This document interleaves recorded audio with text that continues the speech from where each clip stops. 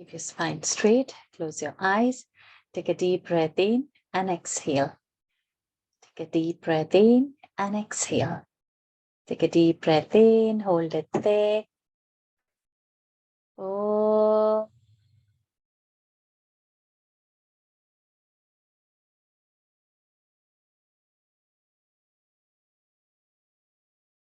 Oh.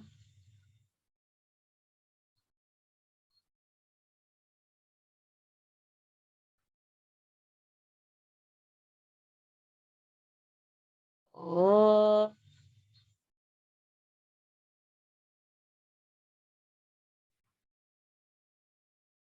Om Shri Ganeshaya Namaha. Om Shri Saraswatyai Namaha. Om Shri Gurubhyo Namaha.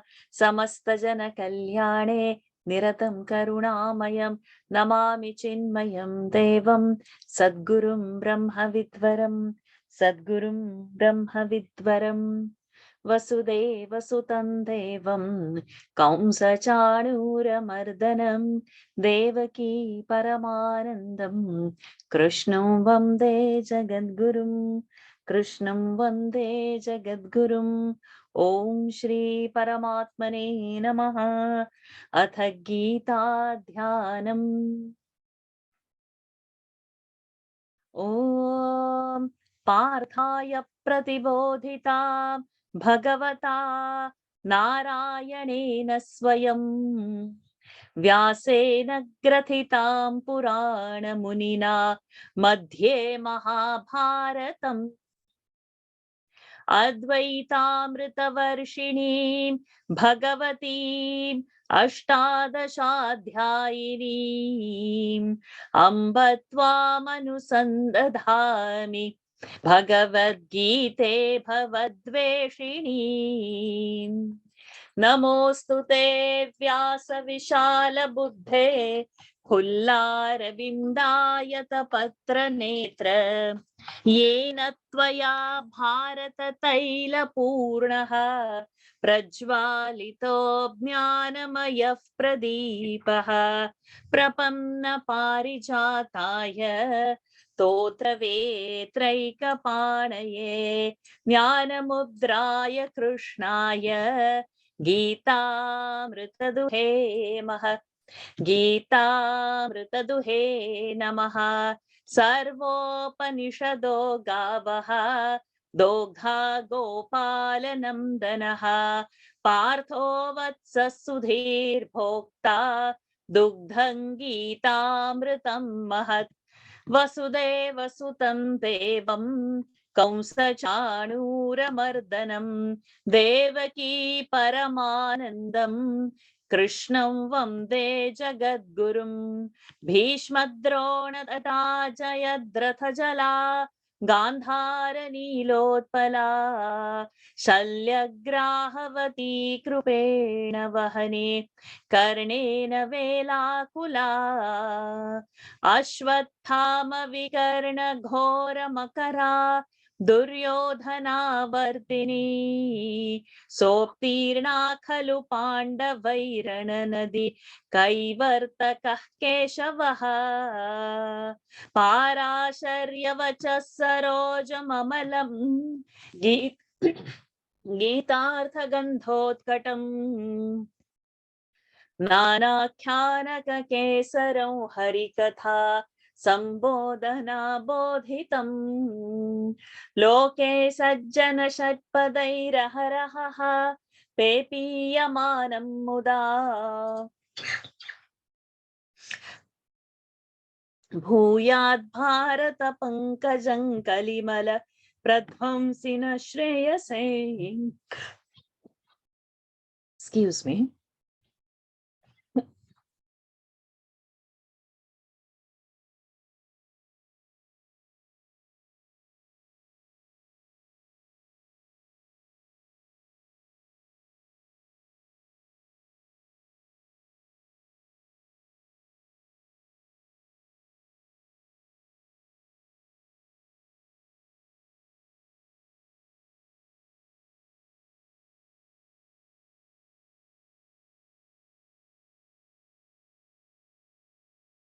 Excuse me. Mukhaṁ karoti vācālam pangullanghayate girim yat krupatamaham vande paramananda madhavam yam brahma varunendra rudra marutaha stunvanti divyaistavaihi vedai sangapadakramopanishadaihi gayanti yam samagaha ध्यानावस्थिततद्गतेन मनसा पश्यन्ति यं योगिनः यस्यान्तन्न विदुःसुरासुरगणाः देवाय तस्मै नमः देवाय तस्मै नमः। अथ प्रथमोऽध्यायः अर्जुनविषादयोगः। धृतराष्ट्र उवाच धर्मक्षेत्रे कुरुक्षेत्रे समवेतायुयुत्सवः मामकाः पाण्डवाश्चैव किमकुर्वत सञ्जय। सञ्जय उवाच दृष्ट्वा तु पाण्डवानीकं व्यूढं दुर्योधनस्तदा आचार्यमुपसङ्गम्य राजा वचनमब्रवीत् पश्यैतां पाण्डुपुत्राणाम् आचार्यमहतीं च मूं व्यूढान् द्रुपदपुत्रेण तव शिष्येण धीमता अत्र शूरा महेश्वासाः भीमार्जुनसमायुधि युयुधानो विराटश्च द्रुपदश्च महारथः धृष्टकेतुश्चेकितानः काशीराजश्च वीर्यवान् पुरुजित् कुन्तिभोजश्च शैब्यश्च नरपुङ्गवः युधामन्युश्च विक्रान्तः उत्तमौजाश्च वीर्यवान् सौभद्रो द्रौपदेयाश्च सर्व एव महारथाः अस्माकं तु विशिष्टाये तान्निबोध द्विजोत्तम नायका मम सैन्यस्य सन्न्यार्थं तान् ब्रवीमि ते भवान् भीष्मश्च कर्णश्च कृपश्च समितिं जयः अश्वत्थामा विकर्णश्च सौमदत्तिस्तथैव च अन्ये च बहवः शूराः मदर्थे त्यक्तजीविताः नानाशस्त्रप्रहरणाः सर्वे युद्धविशारदाः अपर्याप्तं तदस्माकं बलं भीष्माभिरक्षितं पर्याप्तं त्विदमेतेषां बलं भीमाभिरक्षितम् अयनेषु च सर्वेषु यथा भागमवस्थिताः भीष्ममेवाभिरक्षन्तु भवन्तः सर्व एव हि तस्य सञ्जनयन् हर्षं कुरु वृद्धः पितामहः सिंहनादं विनद्योच्चैः शङ्खं दद्मौ प्रतापवान् ततः शङ्खाश्च भैर्यश्च पणवानकगोमुखाः सहसैवाभ्यहन्यन्त सशब्दस्तु मुलोऽभवत् ततः श्वेतैर्हयैर्युक्ते महति स्यन्दने स्थितौ माधवः पाण्डवश्चैव दिव्यौ शङ्खौ प्रदध्मतुः पाञ्चजन्यो हृषीकेशः देवदत्तं धनञ्जयः पौण्ड्रं दध्मौ महाशङ्खं भीमकर्मावृकोदरः अनन्तविजयो राजा कुन्तीपुत्रो युधिष्ठिरः नकुलः सह देवश्च सुघोषमणिपुष्पकौ. Pranams to the Lord. Pranams to all the Mahatmas in tonight's session of Gita. We are on this beautiful phase where everybody is now blowing their conches. So we heard in the last verse who has blown the conch and what is the name of their conch. And now we are today going to begin with the 17th verse. But before that, Gita Dhyana Shlokas, we have to do today what? Fourth one? Fourth one. So those who have memorized and want to chant, please raise your hands. And let me remove my spotlight so that, okay. Fine. Somasundaranji, you can chant. सर्वोपनिषदो गावः दोग्धा गोपालनन्दनः पार्थो वक्तः सुधीर्भोक्ता दुग्धं गीतामृतं महत्. Okay. Memorizing good. Mahaprana. Start again. सर्वोपनिषदो गावः दोग्धा Ghavano. Not गाव gha. Gavaha. Alpa prana. गाव okay Then सर्वोपनिषदो गावः दोग्धा not गोपालनन्दनः dogda, not dogda, dogdha. दोग्धा गोपालनन्दनः पार्थो भक्तः सुधीर्भोक्ता Sudhirdha. Dha सुधीर्भोक्ता mahaprana. पार्थो भक्तः सुधीर्भोक्ता दुग्धं गीतामृतं महत्. Geetamritam mahat. Okay. गीतामृतं महत्. Geeta Murliji. Hari Om ma'am. Sorry.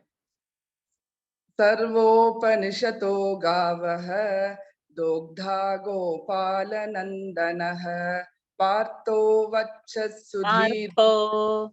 पार्थो Tho. पार्थो वत्सः सुधीर्भोक्ता. Vatsas. Okay. Sorry ma'am.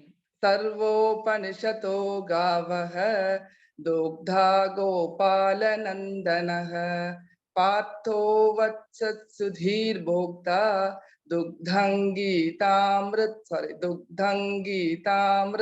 महत्. Vatsas over there, little free sound has to come. Vatsas Sudhirbo. वत्सः सुधीर्भोक्ता. सर्वोपनिषतो गावः दोग्धा गोपालनन्दनः पार्थो वत्सः Partho. वत्सः. Tho Mahaprana. सर्वोपनिषतो गावः दोग्धा गोपालनन्दनः पार्थो. Is it correct? No? Partho vachas No. sudhir. First was correct, second was not correct. Okay. Partho. Is it correct? Okay. Sorry. Correct. Last time. Sarvopanishato gavah dogdha gopalanah Partho vachas sudhir bhokta dugdhang geetamritam mahat. Thank you. Bhokta. Radha Krishnanji. सर्वोपनिषदो गावः दोग्धा गोपालनन्दनः पार्थो वत्सः सुधीर्भोक्ता दुग्धं गीतामृतं महत्. Perfect. Vaniji. सर्वोपनिषदो गावः दोग्धा गोपालनन्दनः पार्थो वत्सः सुधीर्भोक्ता दुग्धं गीतामृतं महत्. Perfect. Dhariniji. सर्वोपनिषदो गावः दोग्धा गोपालनन्दनः पार्थो वत्सः सुधीर्भोक्ता दुग्धं गीतामृतं महत्. Excellent. Kashish. सर्वोपनिषदो गावः दोग्धा गोपालनन्दनः पार्थो वत्सः सुधीर्भोक्ता दुग्धं गीतामृतं महत्. Excellent. Jayant and Anirudh.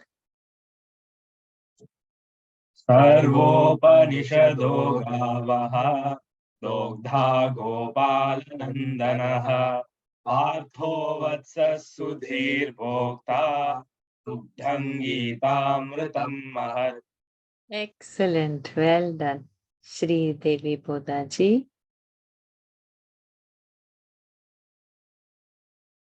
You can unmute yourself. सर्वोपनिषदो गावः दोग्धा गोपालनन्दनः पार्थो वत्सः सुधीर्भोक्ता दुग्धं गीतामृतं महत्. Very well done. Mahatta, don't know Mahat. Mahat. Swati. Swati. Hari Om, ma'am. Ayo. सर्वोपनिषदो गावः दोग्धा गोपालनन्दनः पार्थो वत्सः सुधीर्भोक्ता दुग्धं गीतामृतं महत्. Very good. Very good. Venkatesh Bhattji. सर्वोपनिषदो गावः दोग्धा गोपालनन्दनः पार्थो वत्सः सुधीर्भोक्ता दुग्धं गीतामृतं महत्. Very good. Sumita ji.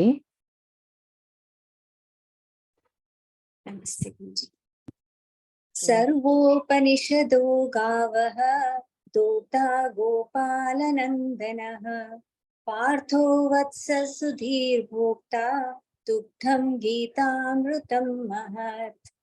Dugdhang Gita Pradhan. Swara. दुग्धं गीतामृतं महत्. Very well done. Very well done. Excellent. So whoever has raised hands, congratulations.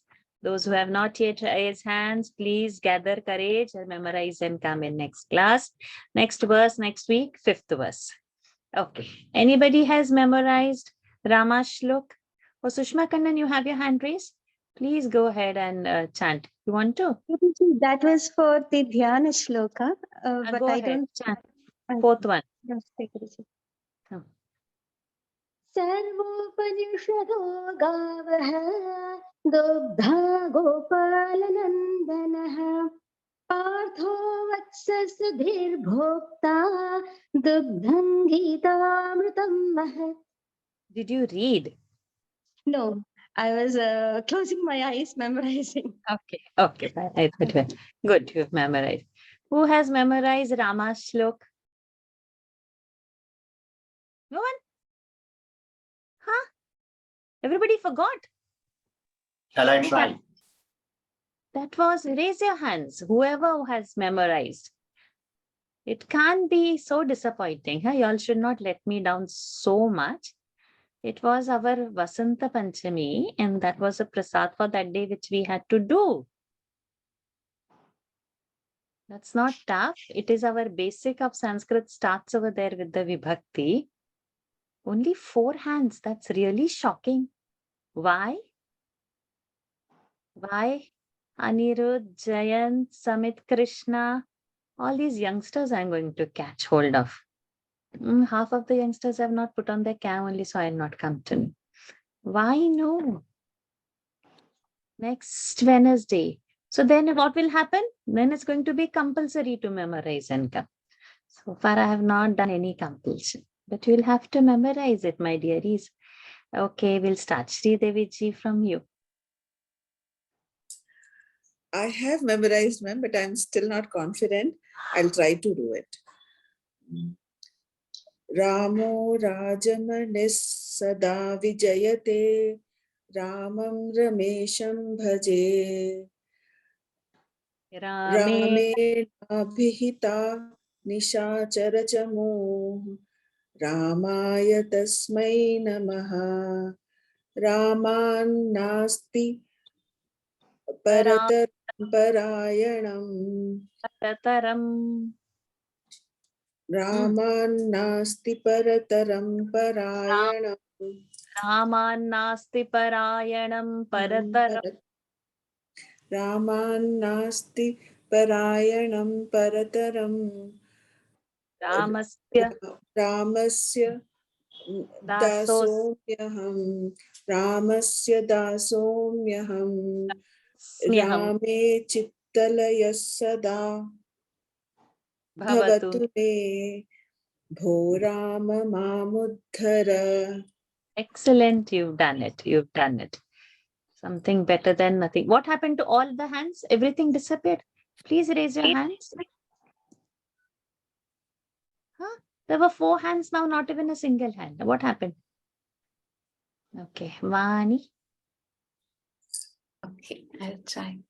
Ramo Rajamani Sada Vijayate Ramam Ramesham Bhaje Ramena Bihatam Nishachara Chamuh Chamu.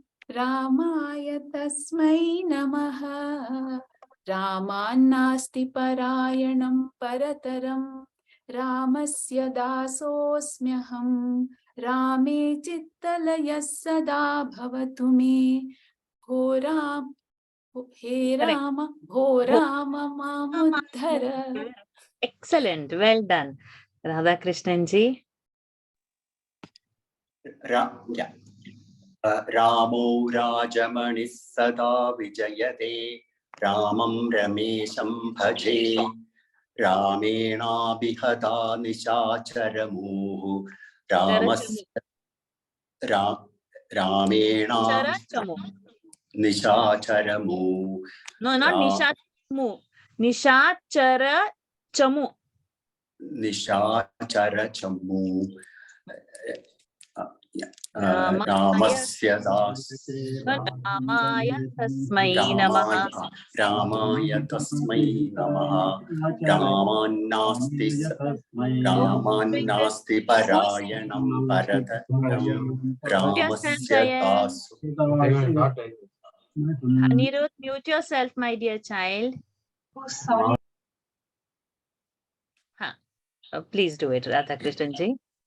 Ramannasti Parayanam Paradaram Ramasya Dasosmyaham Rame Chittalayam Tata Bhavatu me Ramasya no Rame Chittalayam Sada Bhavatu me Bhorama Mamuddhara. Excellent. Very well done. Sarada ji. Ramo Rajamani Sada Vijayate Ramo Ramesham Bhaje Ramena Bhihata Nishachara Chamu Ramaya Tasmai Namaha Ramannasti Parayanam Parataram Ramasya Dasosmyaham Rame Chittalaya Sada Bhavatu me Ho Rama Mamuddhara. Excellent. Anybody else? Who has written down the shloka? Nobody cared? That's fine, no? Oh, yes. Vani has written. Very good. What Sharada ji has written it down. Good. You know, you have to write down the verse. When I say something has to be memorized, immediately first write down what you have to memorize. Then understand the meaning. And then when I was telling, I was saying, okay, Ramo Rajamani, Ramaha Prathama Vibhakti, Ramam Ramesham Bhaje, Ramam is a Dvitiya, Ramena Bhihata, then I said Tritiya. Then what you should have immediately done, write these 8 sentences. Verses 4 line. Okay, verses 4 line. But when you make a sentence out of that, Ramo Rajamani Sada Vijayate, first sentence. Underline Ramo in red or highlight some nice color on it, orange or whatever. Second sentence number 2. Ramam Ramesham Bhaje. Ramam, you put that highlight. Then third sentence. Ramena Bhihata Nishachara Chamu. Ramena. Highlight. Ramaya Tasmai Namaha. Ramaya highlight. Ramat nasti, Raman nasti, I said that is a sandhi, we do Rama. So Ramat and highlight that. Nasti, Parayana Parataram. Then 6th sentence. Ramasya dasosmiham. Ramasya highlight. Rame chittalaya sada bhavatume. Rame highlight. Bhorama mamuddhara. Bhorama highlight. So basically you have to remember 8 sentences. Immediately convert it into the meaning. Prathama Vibhakti, here Rama is the doer. Dvitiya Vibhakti, here too Rama, it is something. Tritiya Vibhakti, it is instrumental case. So it is by or with the Rama. It is done. By Rama, something has happened over there. Chaturthi Vibhakti, for Rama. Fifth, from Rama. Sixth, Rama's, apostrophe S. Seventh, in Rama. Eighth, Sambodhan, oh Lord. So now you will get whatever you have underlined. Now you correlate to, for, it, on, in, with the meaning, what it could be. Ramena, by Rama, what is possible? Only killing of Nishachara Chamu is possible. Killing of demons, killing of evil. Ramasya dasosmyam, Rama, apostle, Rama's what? Rama's, I am Shishya, Dasa, not Shishya, I am a servant. I am the Dasa of Rama. Rame Chittalaya, where my mind should be Laya. Laya means disappear into, melt into. In Rama, let my mind melt. So when you get the meaning and you understand the Vibhakti and you have highlighted, immediately that memorizing happens by understanding. Otherwise, oh, such a big shloka like that. With the volume, you will get scared. But no, it is not with the volume. It's very nice. It's beautiful. You have to understand the meaning. You have to understand the logic. When there is understanding happening, that memory will come automatically. So next week, now I have made it compulsory. All attending the class have to memorize it. And no option.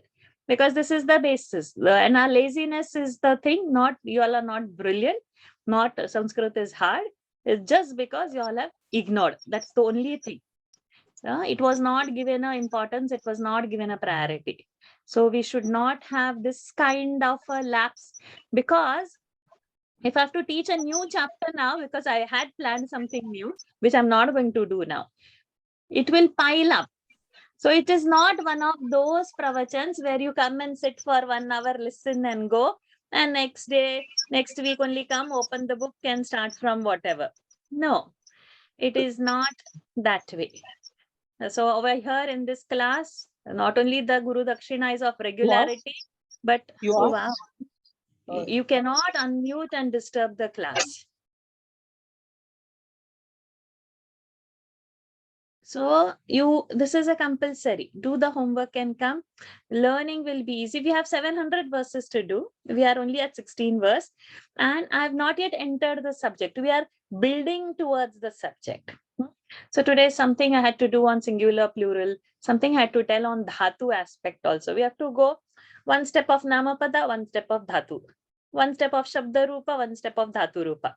We have to go like this, the climbing, left, right, slowly, namapada and the kriyapada, namapada and kriyapada. But today I'm not going to take that because you will not digest it. If homework is done, that's a proof that you have digested it. If homework is not done, and by majority, and by kids, that means definitely something is wrong. So all my bet I've put on the kids. Kids, you all are sharp. If you all are doing, you all will force your parents to do it. So please better do it so that the parents would do it accordingly. And age is not a barrier. So at any age we can memorize, and by practice we can retain it. Kids who do it, they need lesser practice. That's all. In their older age, they will remember right now. So it's a very beautiful age for you all. Whatever you do now is going to stay with you for the rest of the life. For adults, it's going to be difficult. You'll have to keep on opening the book and keep on chanting it. Otherwise, it will slip out of the mind. Okay, but it is possible to do. So fine. I'm not teaching any new class. We go back to our chanting. We go ahead and learn few more shlokas. So learning few more shlokas will be like, very mechanical aspect. There should be interest, and a student gets out from the teacher the best. If students don't do it, the teacher also, okay, fine, let it be. We'll see next time. It won't come out. And sometimes some points which are prepared and come,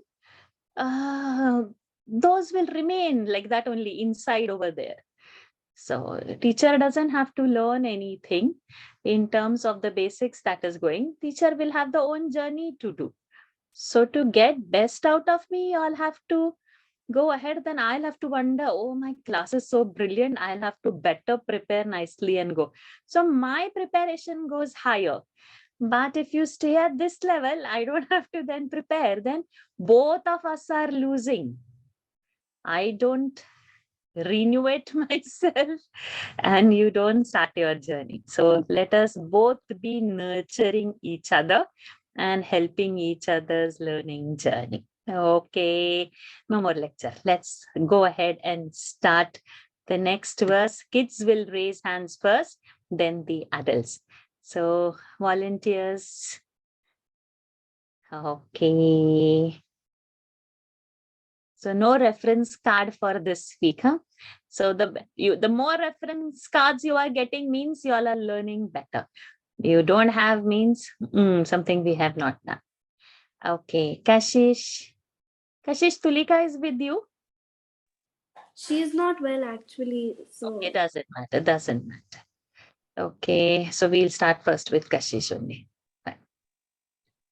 काश्यश्च परमेश्वासः काश्यश्च परमेश्वासः शिखण्डी च महारथः शिखण्डी च महारथः D is दीर्घ शिखण्डी च महारथः शिखण्डी च महारथः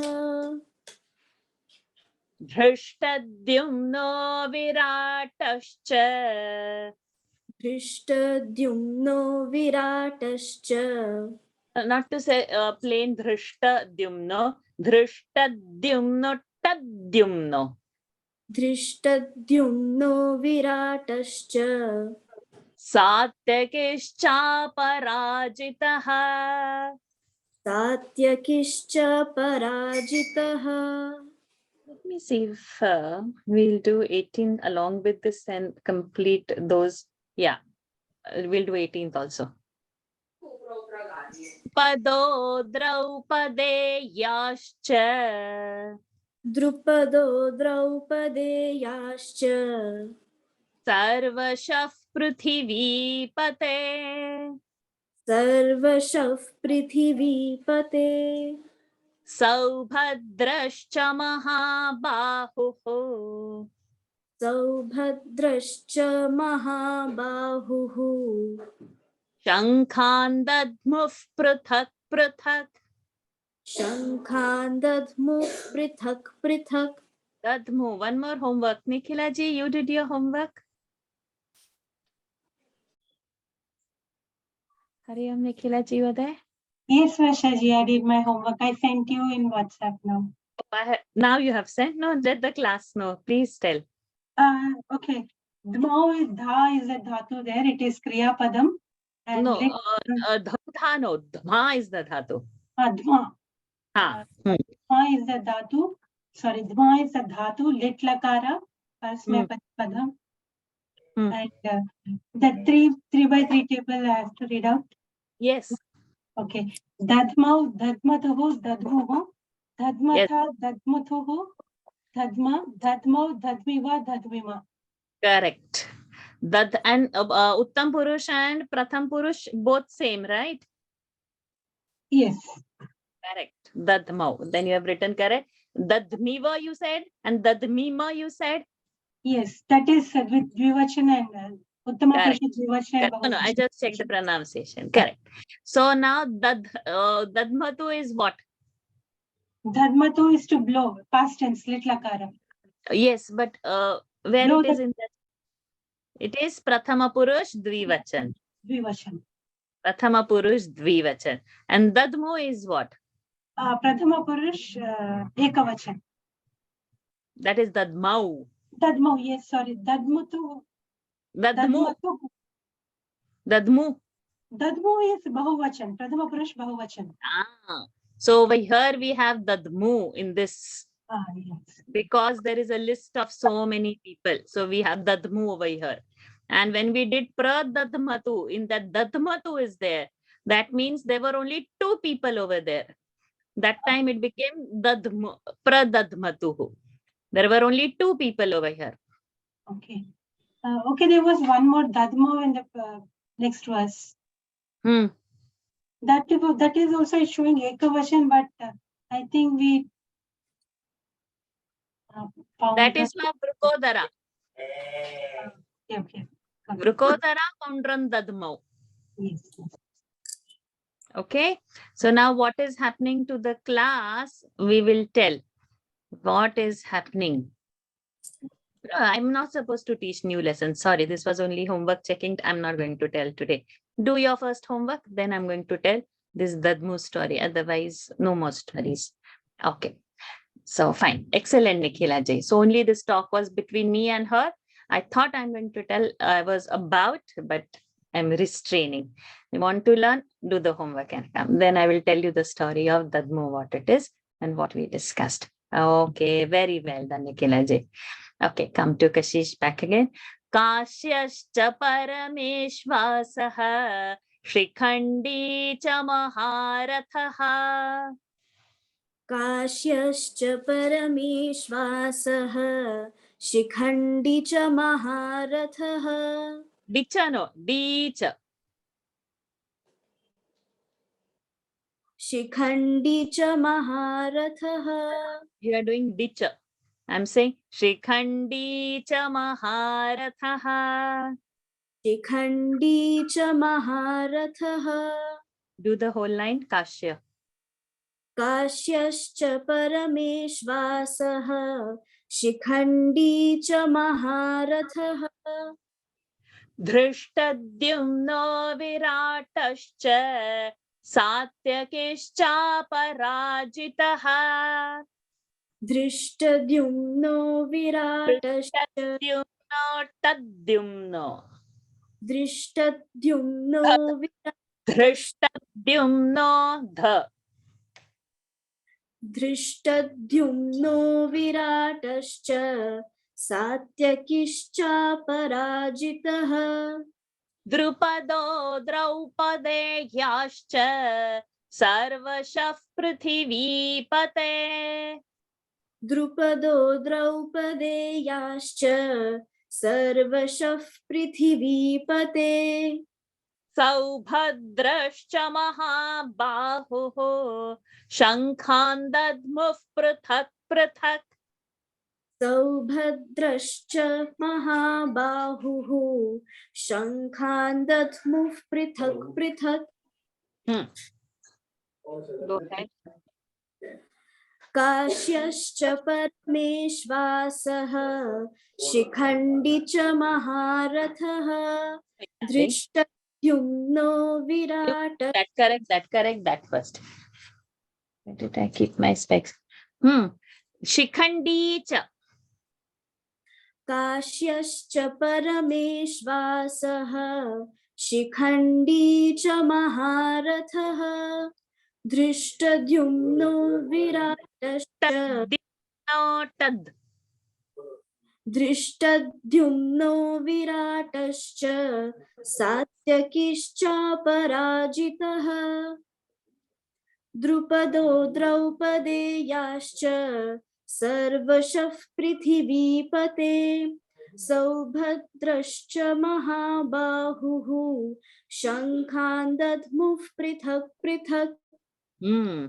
Prithivipate, like Deve, Sambodhan, that O Prithivipate, O the ruler of the earth, means who? Addressed to Dhritarashtra. Kashyascha Parameshvasaha.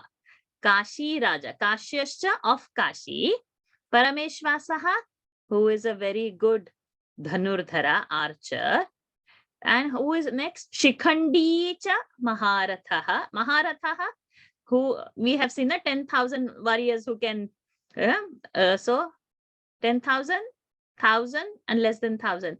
So he's a Maharatha, who Shikhandi. Then Dhrishtadyumnaha and Virataha cha. And also who? Satyaki also. Aparajita, who cannot be won so very easily or who cannot be defeated so easily. It's continuing. Drupadaha, the king Drupada himself.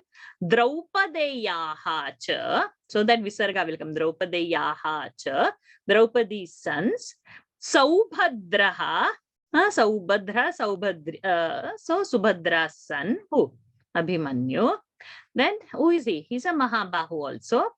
Then what did they do? Shankhan Dadmuhu, pruthak, pruthak. Pruthak, they're different shankar. Their own individual shankhas, these all people blew. This is the gist of, like first we saw who has blown on which shankha on their side, right? Like who had started, Bhishma Pitamaha started, Kuru Vruddha. Simhanadan, he did no, his shankanda, in 12th verse it started the whole story. Then everybody else started, there was Panavana, Gomukha, Anaka, Gomukha, Bheri, Shankha, Ninada start. Then what happens? Then comes our Arjuna and Krishna. They blew their Panchajanyam and Devadatta. Then Vrukodara, the Bhima, he blows Pondra. Then all this happens. Then Sughosh Mani Pushpaka is happened by Nakula, by Ananta Vijayam and Yudhishthira. And so this is happening. Then over here, their names are not mentioned. But these people's names are mentioned. Though so many conches have been blown with different noise are happening at that place now, in that battlefield. Okay. Kashyascha Parameshvasaha Shikhandi cha Maharathaha Dhrishtadyumno Viratascha Saptyakischa Parajitaha Drupado Draupadeyascha Sarvashah Prithivipate Saubhadrascha Mahabaho Shankhan Dadmuh Prithak Prithak. Anirudh, Jayant and family. Saghosho dhartarashtranam. Saghosho dhartarashtra. Saghosho dhartarashtranam. Ranam.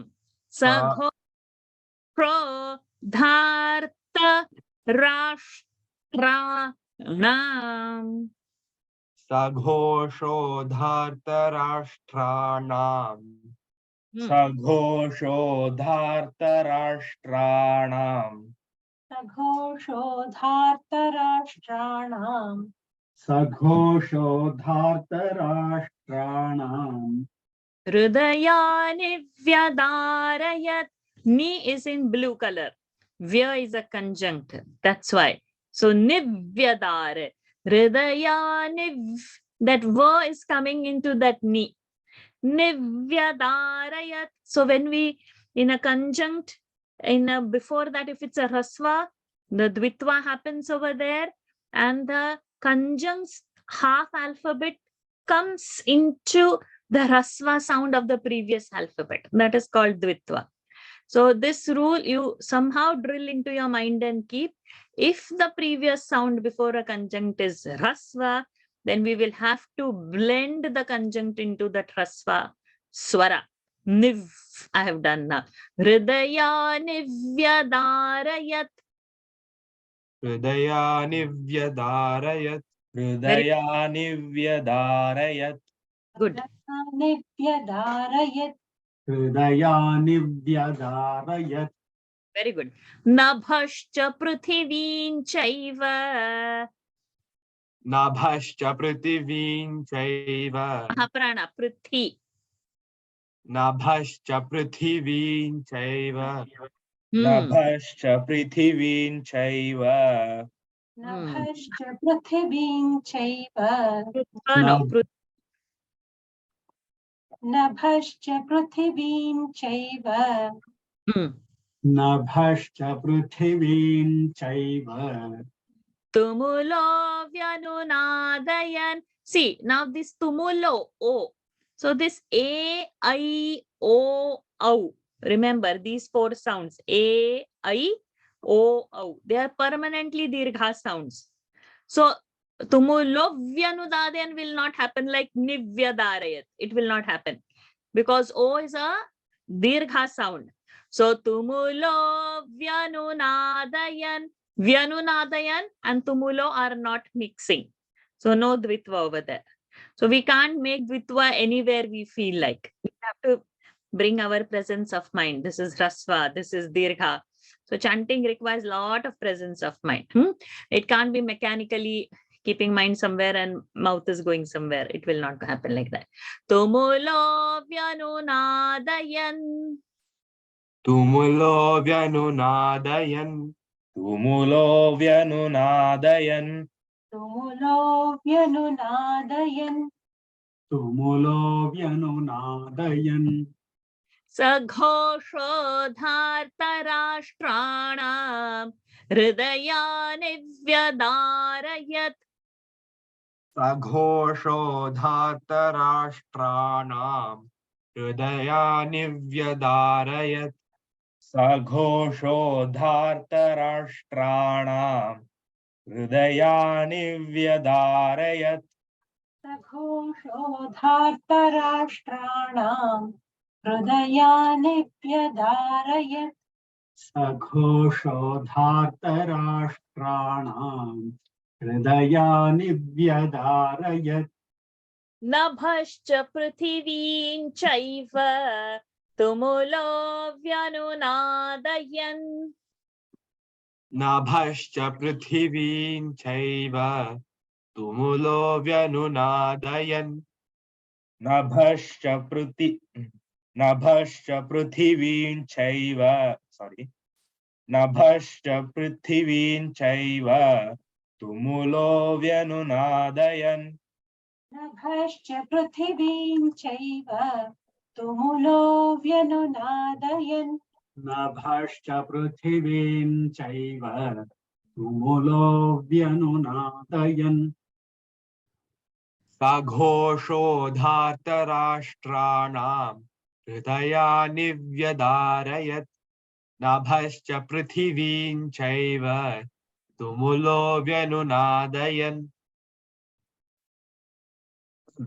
Saghoshodhartarashtraणां hridayani vyadarayat. Nabhascha prithivin chaiva tumulo vyanunadayan. सघोषोधार्तराष्ट्राणां हृदयानि व्यधारयत्. नभश्च पृथिवीं चैव तुमुलो व्यनुनादयन्. Saghoshodhartarashtraणां hridayani vyadarayat. Nabhascha prithivim chaiva tumulo vyanunadayan. Very good. All four together. Saghoshodhartarashtraणां hridayani vyadarayat. Nabhascha prithivin chaiva tumulo vyanunadayan. The voice got in much. Good. So now, Saghoshaha. So Ghosha, when we open up, that's Sandhi Ghoshaha. Ghosha is like our Devaha. Sorry, auntie, to disturb you. The English spelling for the second part of the verse in this slide is wrong. Previous slide is correct, but the next one that you put is wrong. Tumulo vyanunadayan. This is correct. This one is correct. The next one but is the next one is wrong. It shows tumulo vyanu. Supposed to be vyanunadayan. Where in this slide? Yeah, in the last word, tumulo, it's abhyar. Yeah, just this slide. Yes, you are correct. Yeah, this one. And there is no, yeah. Okay. Ma'am, we had Hariom Ushaji. We had that symbol, right? So it extends, right? Tumulo bhyanu. That's the no symbol. This is wrong. There is an error. There is no symbol. No, here tumulo. It's not tumulo bhyanu. The S, half S. The S is not standing for. There cannot be only avagraha. This is tumulo and then vyanunadayan. This is correct. Okay. Tumulo vyanunadayan. Okay. Tumulo vyanunadayan. This is wrong. Okay, I'll correct it later, but you all correct it in your notebooks if you have taken your printouts. Okay, saha. Saha is that. That's prathama vibhakti of tad shabda. Okay. Oh, again, I began to teach something I'm not supposed to. Anyways, I also have this itch now of telling completely without Restricting myself. Tad. Tad shabda prathama is saha. That. So saha can be he. He who is standing far. He is over near me over here. This one. I'll say eshaha. But he is there. I'll say saha. Eshaha, saha. So this you remember, the shabda. Shabda is the root word. The root word is a tad, for, which is far away from us, and a tad, which is near to us. Which is pullinga word. That means I'm talking about he. So eshaha, eshaha balaha, saha, saha balaha. This boy, that boy. That is said by prathama vibhakti eshaha. Eshaha. And this is said by saha. Okay. Now in this word, saha ghoshaha. All these people are blowing their conches. So now saha ghoshaha. Ghoshaha is that noise, that what we can say, that huge sound that is getting, that sound. So that which is far, in that sense it is said. Not eshaha, saha ghoshaha, dhartarashtrana. Now this nam is bahuvachan of our, like if it was devaha and we saw devasya, the bahuva, that was singular, the plural would have been devanam. And when there is a rakara coming over there, then if there is a rakara, the na will change to na and it will become dhartarashtranam. So we saw Saubhadra, Subhadra's son. Draupadeyaha, Draupadi's sons. Now Dhartarashtrana, Dhritarashtra's sons. So sons, apostrophe S. Okay. Because it is Shashti Vibhakti, sixth case. Hridayani, because now they have used plural, sons. Dhritarashtra's sons, S-O-N-S, and after that apostrophe. This, if I'll say, is a singular sons. But if I'm going to say like this, apostrophe after S means of those many sons. One hridaya, hridayam. So now we are shifting slowly into Napunsakalinga. Singular. Phalam, one phala. Many phala, phalani. Now Dhritarashtra's sons, hearts. Hridayani, one. Hridayam, many hearts. Hridayani. Vyadarayat, past tense. Pierced. That sound pierced the hearts of Dhritarashtra's sons. Are we clear? First line meaning over. Then what happens? Nabhaha cha, prithivim cha, eva. Means the skies and the earth. Tumulaha, terrible. Vyanunadayan. See the difference. This yat is showing past tense. So I'm not touching past tense because we have not done our present tense yet.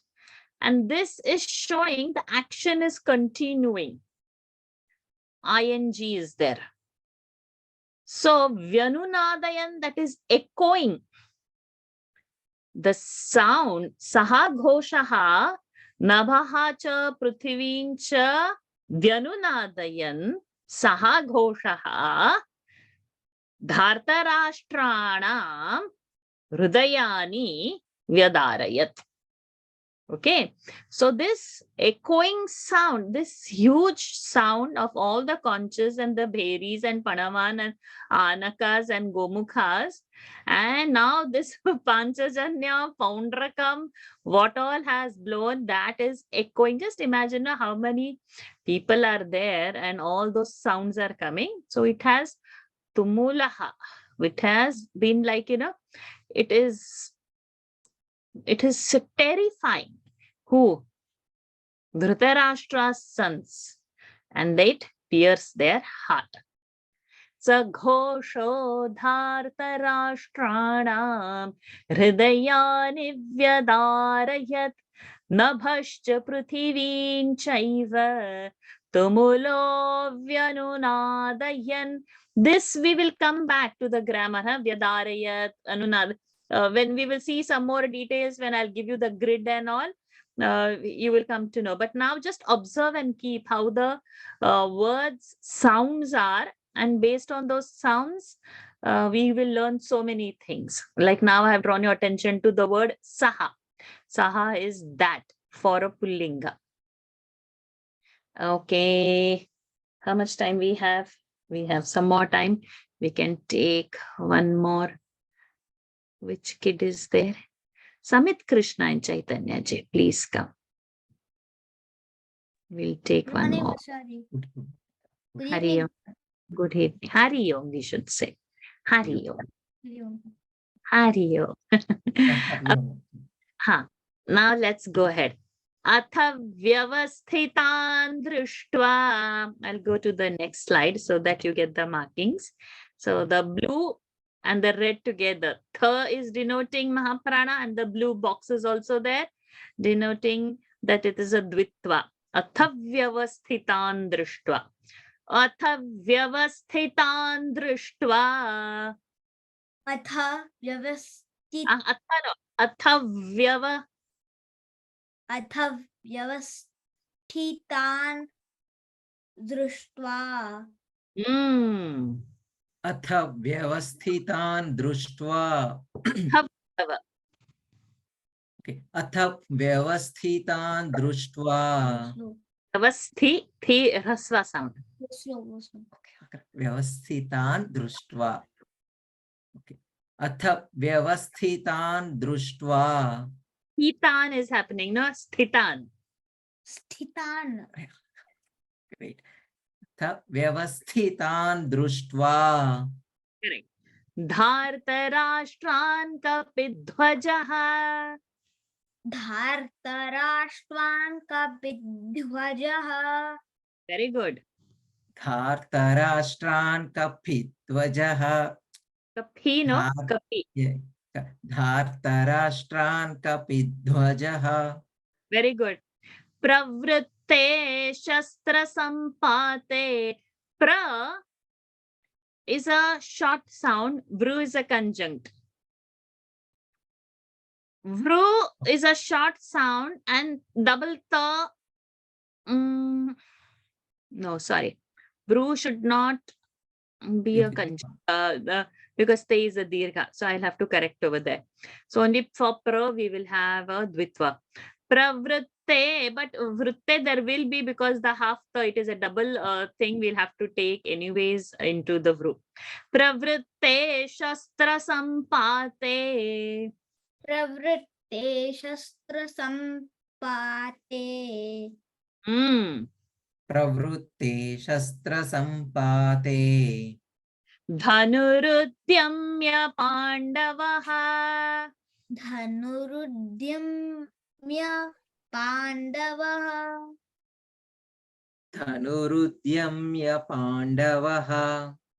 Hrishikeshan tada vakyam. Hrishikeshan tada vakyam. Hrishikeshan tada vakyam. Idamahamahipate. Idamahamahipate. So in the previous slide, I'll show See, Vakyam idamaha. Like this, it will be in your text. So we are breaking the pada. Rishikesham tada Vakyam. So the ma half has gone over here with the Vakyam. Balance is this ikara, rasva ikara. It goes with idamaha. So that's why we have Vakyam ma over there half, and idamaha we are continuing. That portion we have broken and left. अथ व्यवस्थितान् दृष्ट्वा धार्तराष्ट्रान् कपिध्वजः अथ व्यवस्थितान् दृष्ट्वा अथ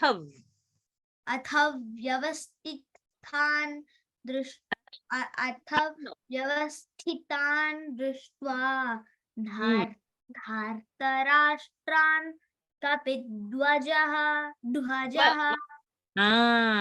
very good. You're realizing your own mistake. That's very nice sign. Thank you. I think I'm a bit stressed because of him. Atha vyavasthitan društva dhartarashtran kapidhvajaha. Because of Shamit you meant, right? Not me. Yes. Yeah, because of Shamit. I'm happy. I'm very proud of you, Shamit. Please stress your parents on chanting. Yes, they should chant. Very good. Pravritte shastra sampate dhanurudyamya pandavaha. प्रवृत्ते शस्त्र संपाते धनुरुद्यम्य पांडवः Not pan, pan. पांडवः. Very good. Say the line again.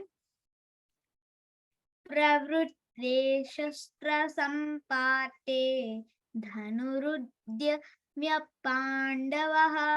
Excellent. Pravrutte shastra sampate dhanurudyamya pandavaha. ऋषिकेशं तदा वाक्यं इदमाह महीपते. ऋषिकेशं तदा वाक्यम् इदमाह महीपते. ऋषिकेशं तदा वाक्यम् idamaha mahipate. Chant. Okay, cool. Atha vyavasthitan. Don't stop like that. Atha vyavasthitan. Atha vyavasthitan drishtva dhartarashtran kapidhvajaha pravrutte shastra sampate dhanurudyamya pandavaha ऋषिकेशं तदा वाक्यम् idamaha mahipate. Very good. Excellent. Thank you, Varsha. Atha vyavasthitan društva dhartarashtran kapidhvajaha pravrutte shastra sampate dhanurudyamya pandavaha ऋषिकेशं तदा वाक्यम् idamaha mahipate. Excellent. Atha means after this, vyavasthitan, plural it is, all these arrangements, drushtva. So remember this, drushtva, it is communicating, seeing this action, we've gone to see another. So there is a particular name for this. For today, I'm not going to tell that, but we are going to revisit this particular formation. Drushtva, having seen this arrangement, vyavasthita. Dhartarashtran kapidhvajaha. Dhartarashtran is who?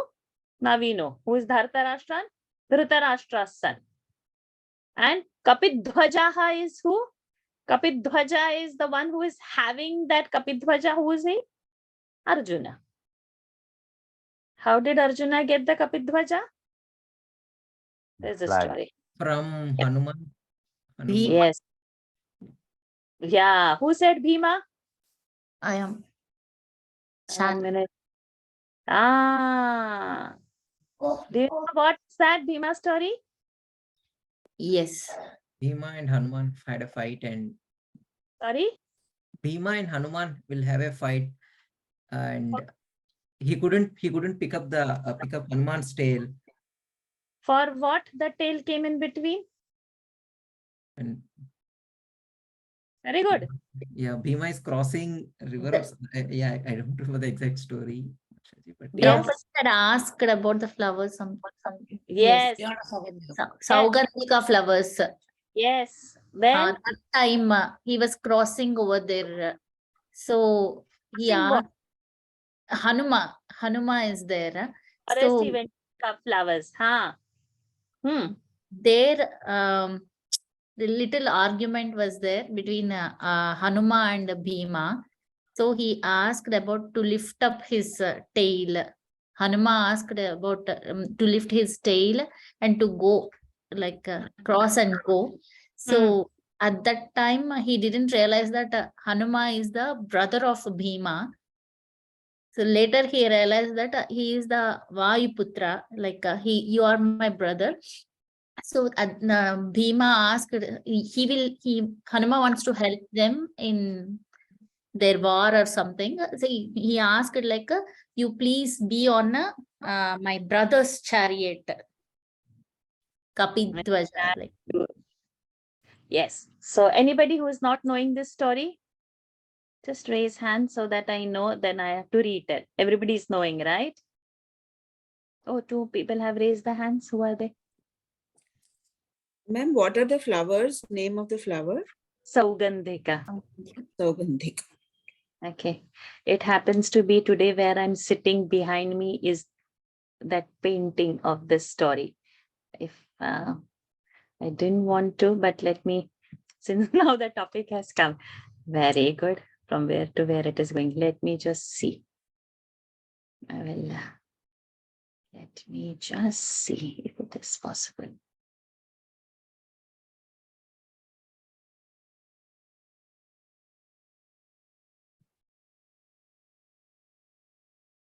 This is C.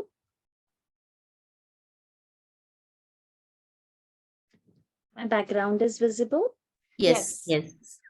Okay. So in this picture, Hanumana is lying down. Sorry, my camera is going to pick up my face only and it won't show the picture. So in this, Hanumana is lying down there and Bhima is trying to lift. So Bhima is not knowing, and it is the arrogance of Bhima that, oh monkey, just get out of my way, he says. And then this monkey says, oh, I'm so old, I can't move. Come on, what you do? Then, if you can, get your tail out of this. He said, no, I can't. I'm so old, I can't even get my tail out of this, he said. Then Bhima thought his arrogance, like with his gada, he can just push that tail aside like that. He just tries to push it with his gada, nothing happens. Then he just tries to kick it off, nothing happens. Then he sits down to lift. He's not able to.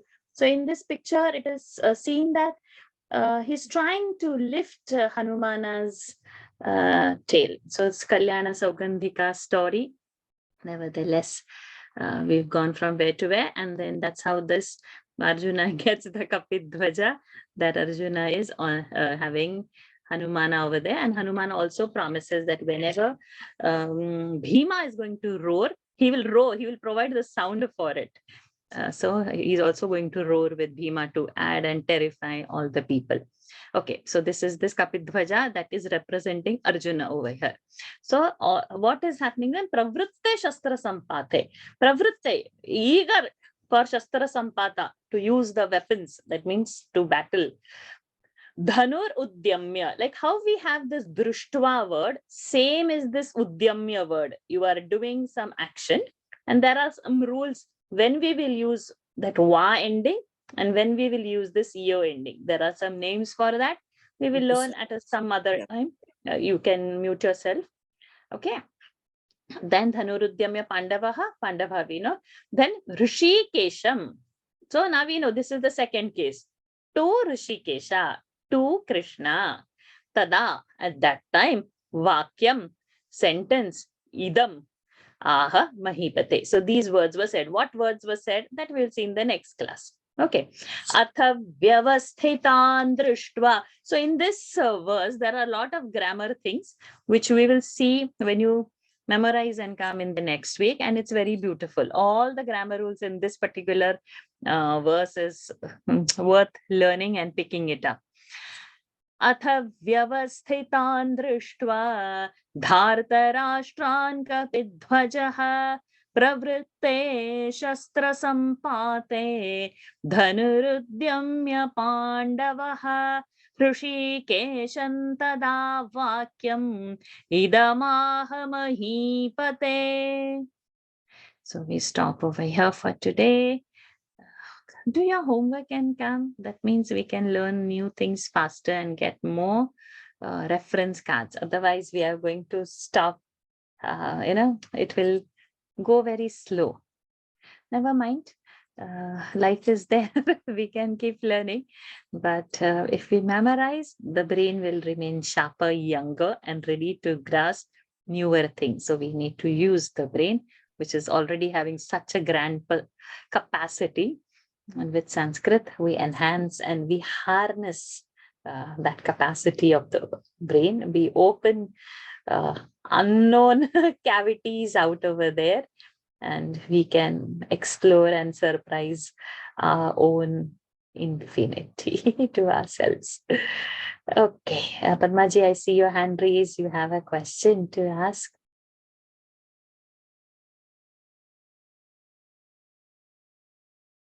Padmaji, you have a question to ask. Padmaji. Hari Om Padmaji, I'm asking you, can you unmute and ask? Unmute. Okay, no ma'am, no ma'am. Okay, fine. Hamsa Nandini, you have a question to ask? Next week we have to memorize Vasudeva Sudamna Guruji. Hanuman story, for that we had raised hand. And Rama's, okay. And Rama's shloka also. Rama's shloka. Gita Dhyana shloka, we have to have it very nicely in our hearts. That is one journey. Rama shloka was from the homework, but it was optional, and it happened that nobody was ready with it. 4 people were ready. So that was unacceptable. So it became compulsory. So memorize PDF you send for drama or shloka Guruji? Yes. With meaning, I've sent one website. Chanting, I have done. So link of the website where you will get the meaning. Chanting is there. Just above the chanting, there is this website. If you're using your laptop, bring your cursor over there. If you're using your mobile, just put your finger on that word. It will reveal the meaning to you. Okay, Guruji. Okay, Leelama. Harsha, I got 2-3 words.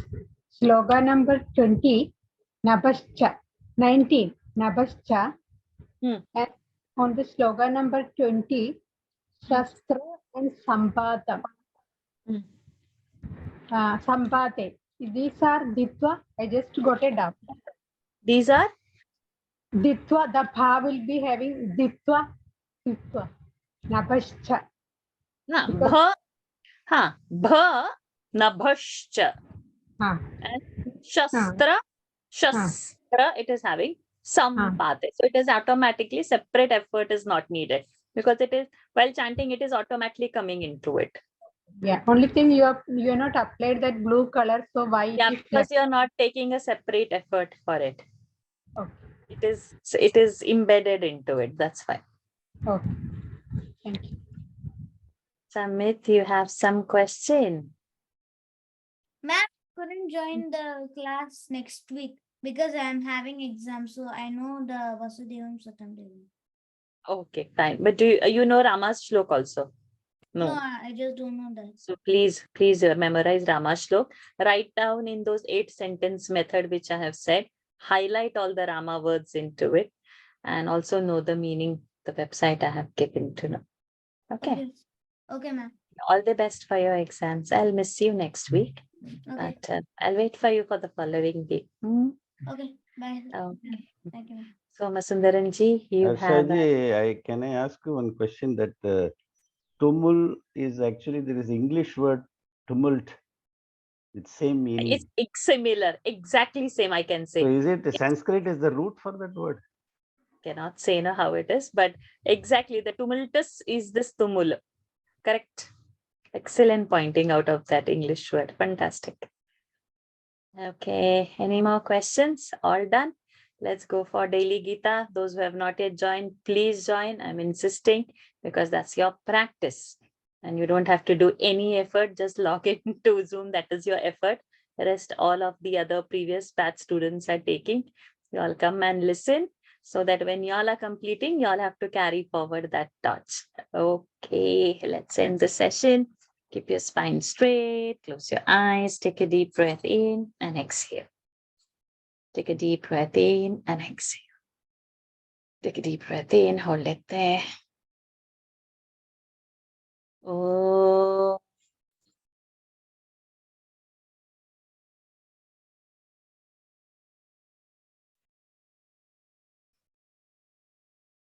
Oh.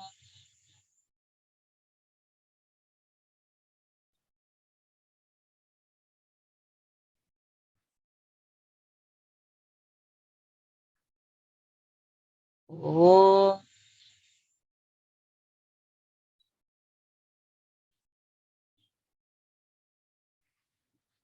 Om Purnamadah Purnamidam Purnat Purnamudachyate Purnasya Purnamadaya Purnameva Vasishyate Om Shanti Shanti Shanti Harihi Om Shri Gurubhyo Namaha Harihi Om Shri Krishnarpanamastu. Hari Om everyone. See you all next week. Hari Om. Hari Om. Hari Om, Hari Varshaji. Om. Thank you Thank so you. much. Thank you, Varshaji. Hari Om. Hari Om. Hari Om. Thank you, Hari Om, Varshaji. Varshaji. Hari Hari Om. Om. Ji.